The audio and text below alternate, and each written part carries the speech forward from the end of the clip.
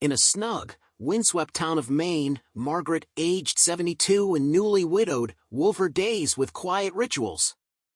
Each morning, she caressed the soil in her modest garden, while the sweet, spicy aroma of freshly baked pies drifted from her kitchen to mingle with memories of Henry, her beloved who had departed 5 years ago.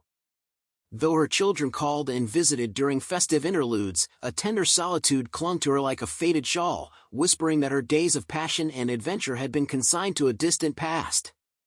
What if the embers of love could yet be fanned anew? Across town, Walter, a 75-year-old retired educator with a heart as gentle as his voice, navigated his own quiet existence. His days were spent nurturing community spirit through volunteer work at the local library and ambling along the shimmering lake at dusk.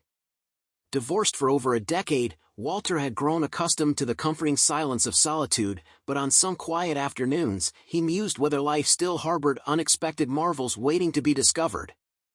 Fate, it seemed, had plotted a serendipitous encounter.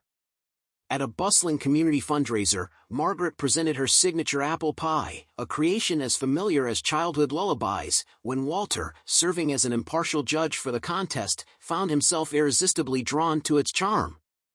"Who conjured such a marvel?" he inquired with a spark of delight. In that moment, as Margaret's shy hand rose in acknowledgement, a conversation burst forth like sunlight through winter clouds, hinting at something extraordinary. The light-hearted banter soon deepened into soulful exchanges. Walter began to frequent Margaret's quaint home, where they spent languid afternoons recounting life's twists, the antics of their children, and their mutual adoration for the nostalgic strains of old jazz records. With every shared laugh and heartfelt reminiscence, Margaret rediscovered a joy long buried, and Walter sensed a rekindling of a flame he presumed had long been extinguished. Their connection crystallized one brisk evening at a town dance. With a courteous smile, Walter extended an invitation, a dance that felt as exhilarating as relearning a forgotten art. "Dancing is like riding a cherished bicycle," he quipped, his wink dissolving her apprehension. As they swayed slowly to the lilting melody, Margaret's spirit surged with the vibrancy of youth, even as whispered doubts stirred in the background.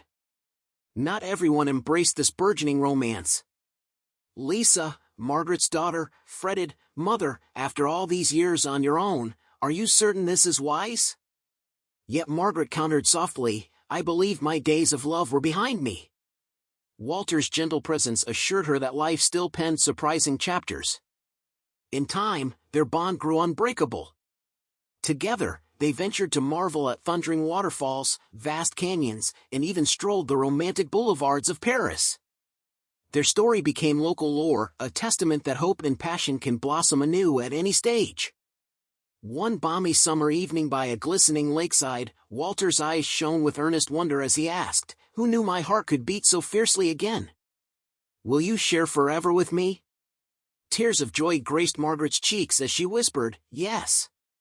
Their simple yet radiant wedding, held in the very hall where their first dance had woven magic, celebrated a love unbound by time, a timeless gift discovered in the chill of life's winter, promising endless springs to come.